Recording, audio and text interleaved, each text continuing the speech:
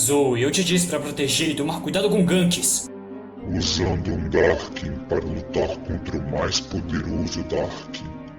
Meu garoto, que terrível decisão. Tudo bem, Ken. Essa luta é minha? Tem certeza que não quer recuar? Sim. Você parece bem irritado. Digamos que sim. Eu realmente odeio ser gankada quando estou tentando me recuperar. Então finalmente decidiu inventar trapaceira. Eu te garanto, Atrox. Não importa o que você faça, não importa o quão forte você fique, o resultado sempre será o mesmo. Você perdendo pra mim. É o que veremos, trapaceira.